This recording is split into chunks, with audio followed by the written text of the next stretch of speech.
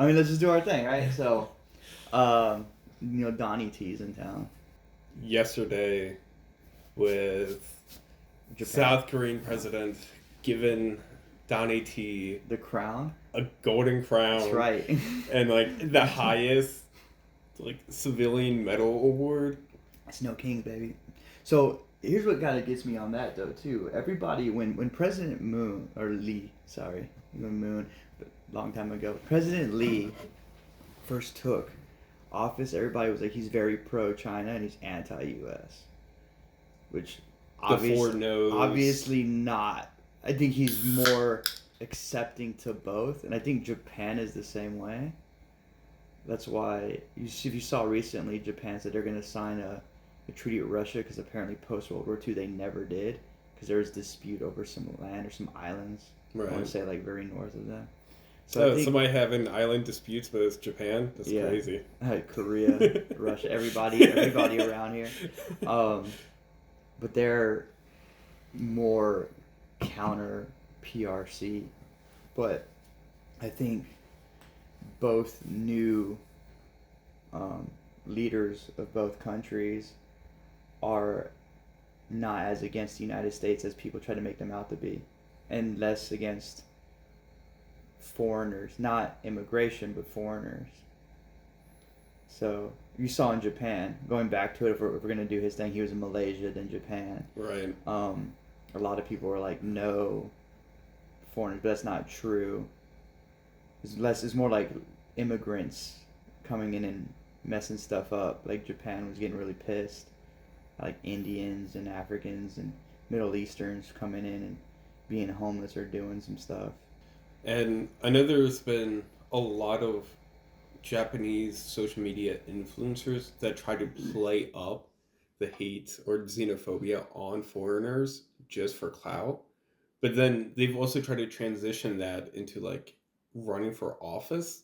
Like they build their careers off of going around in parks and videotaping themselves berating tourists for like littering and then being like, look at what these foreigners are doing to our I think I country. saw a guy do that at Nara Park. He was out there like somebody like hit a deer and started beating their ass. Have you Yeah, seen that one? yeah. But I think that was more like anti. It was like a Chinese tourist, and you know how the Japanese and the Koreans get with Chinese tourists. They really. I saw a video recently. They were like waiting for them at Incheon Airport, like a flight that came from China, and they were like protesting Chinese tourism. So I don't know what they're up to, but that makes sense. Well, it makes sense a little bit with like, I mean, we see the PRC protests here in Korea all the time.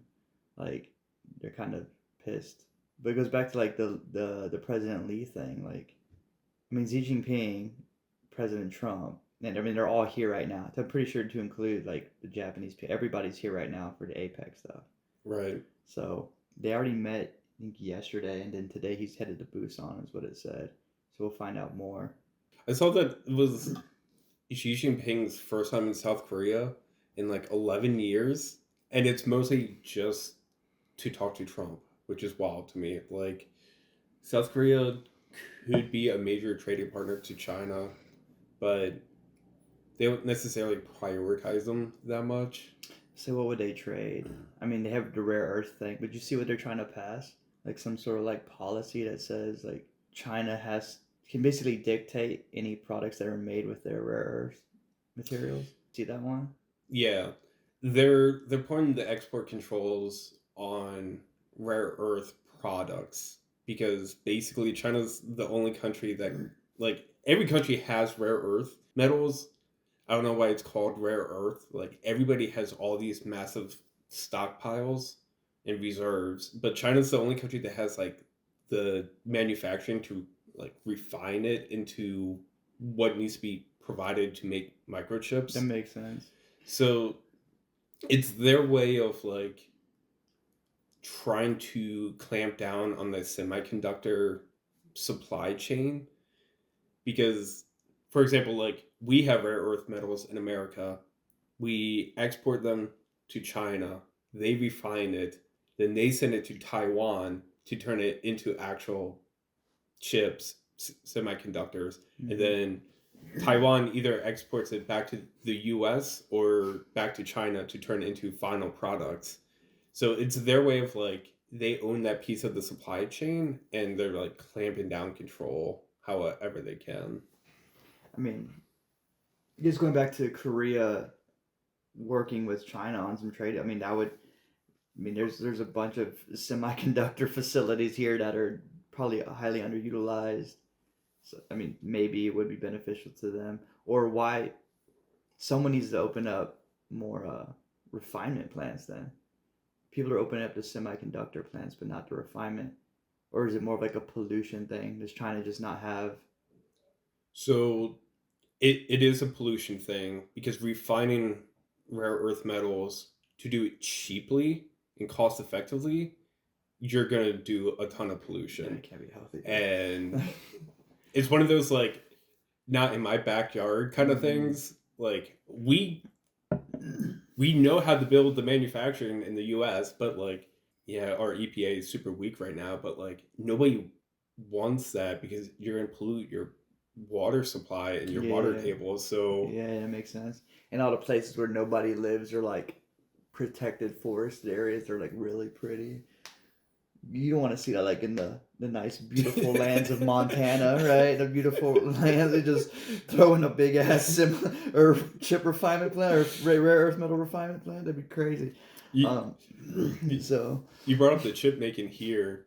So for anybody listening, we're in Pyeongtaek, South Korea, and right next door to us is this fuck off massive Samsung chip foundry that it's massive, but Samsung is running it at only like 25-30% capacity because there's not even a need for all their chips. So they sank billions of dollars into building this foundry. There's a ghost city that they built right next door thinking that it was going to be like this massive job boom and bring all these people in. But you go to the city, it's mostly empty. And it's like, well, they had the capability, but unless if Taiwan gets invaded, like nobody's going to be buying those Samsung I chips. mean, unless there's a way they could profit off of it, because I just ordered a graphics card online because they're still cheaper than what I found at some of the computer stores here. And I don't understand how I could live next door to a computer chip making factory and the graphics card are still I ship them from America because they're cheaper. Well, I think that's because, yeah, they'll make the chips, but they don't make any Yeah, final but product. like So, so like, does I mean like isn't Nvidia and AMD? It's all like that's Taiwan owned too, right? Isn't it? yeah. Yeah. So I mean it ain't far. Like, yeah. Or maybe Samsung should get into the graphics card making game. I would buy a Samsung graphics card, Samsung LG graphics card. I feel like they have the capability. They're doing everything. Cool. But yeah, man. I don't know, man. Like they'll figure it out. I feel like all of us have the capability, but to do it cheaply, I guess, is the main Maybe that's issue. what they need to do on those disputed islands, dude. That's just out there in the middle of nowhere. Just drop a plant. I mean, if you can do it. Surprised Japan hasn't jumped on it too. I feel like if there's somebody that can do everything from start to finish and keep it clean, it'd be Japan. They're pretty good out there. I guess when you have so little real estate, you're even more protective of anything that can That's what I'm saying. destroy I the feel like environment. that's so when I mean you've been to Japan, I've been to Japan. I was at Airbnb there, and the way that they separate their trash is even more strict than here. Um, I mean, people just take their trash home and then separate it when they're home. yeah, Like, but they separate into like different types of paper too. Like it's insane. But I looked into why they did it. It's just because they don't have the space, so they recycle anything they could possibly recycle and then burn what they can't because they're on an island, even though it's a big island. But they do have limited real estate, like you said.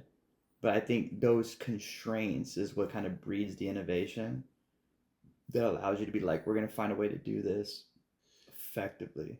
or they just export Export to China and let them the handle waste. that shit. Well, so Japan is the number one producer of plastic waste.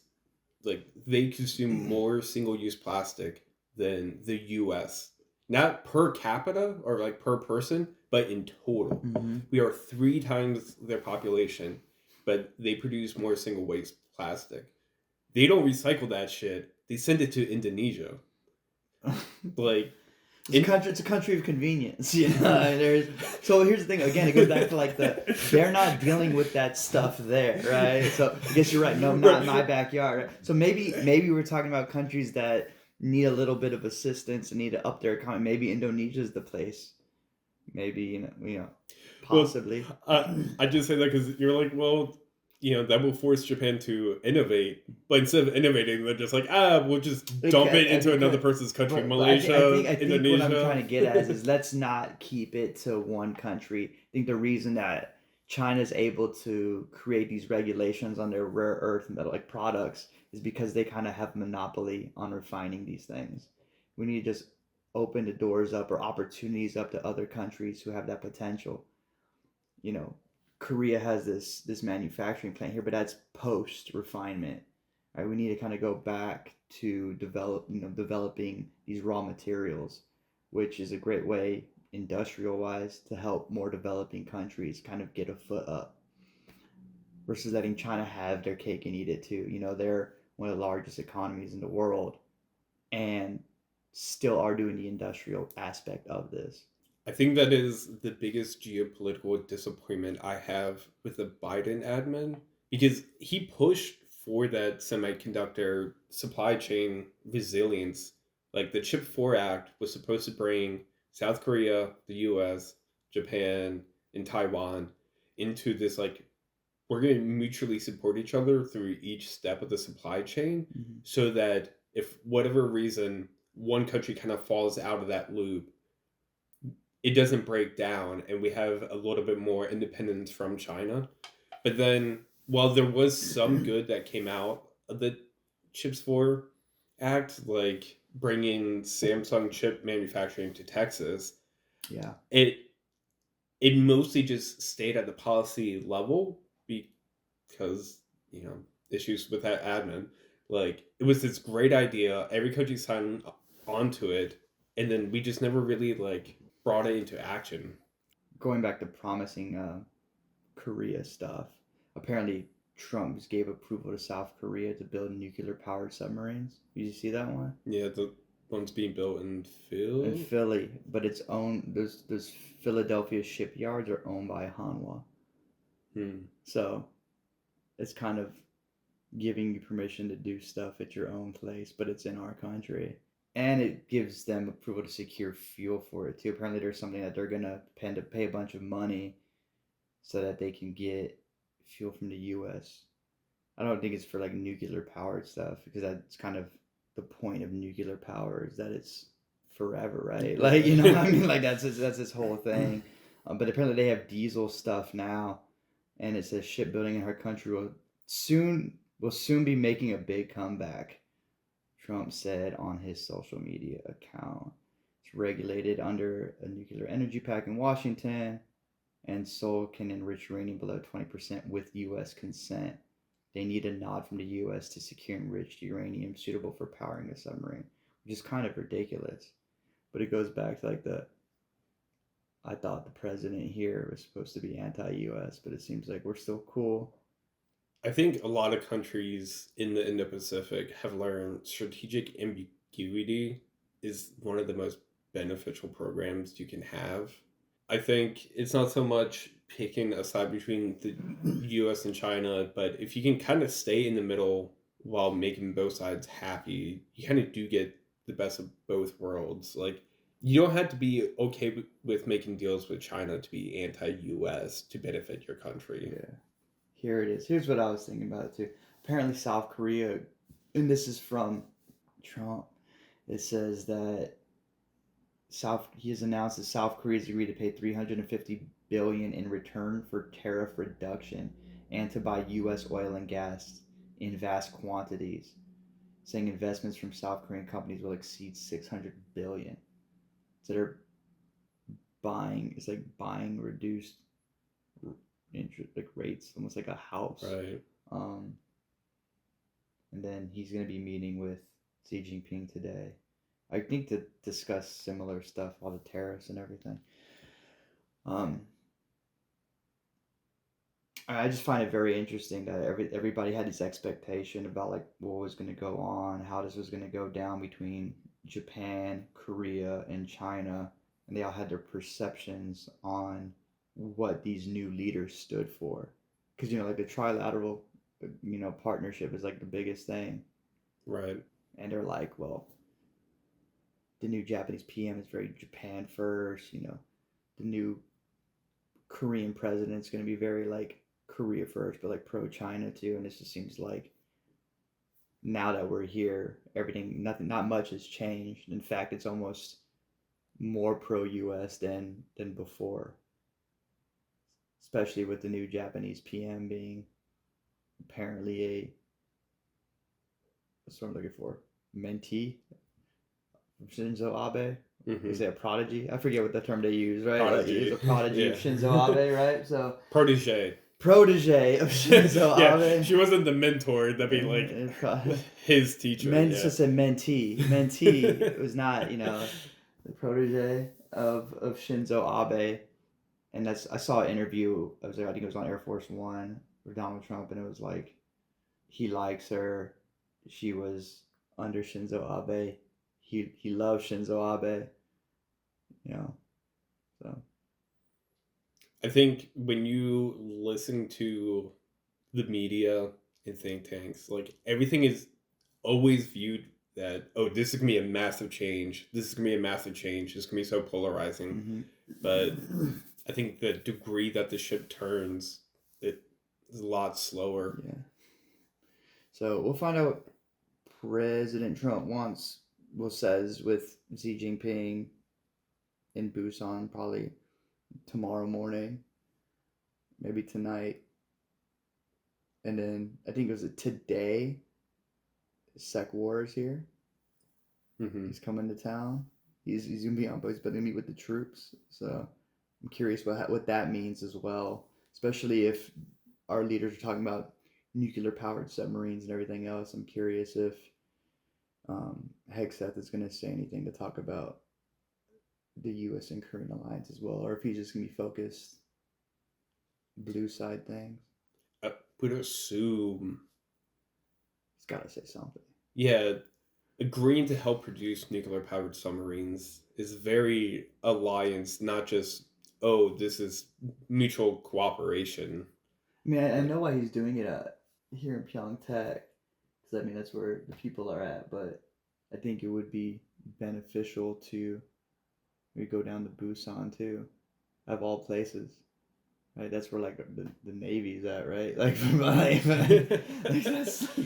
but all right. And we're gonna call it there. Okay, all right, it's fine. It's fine.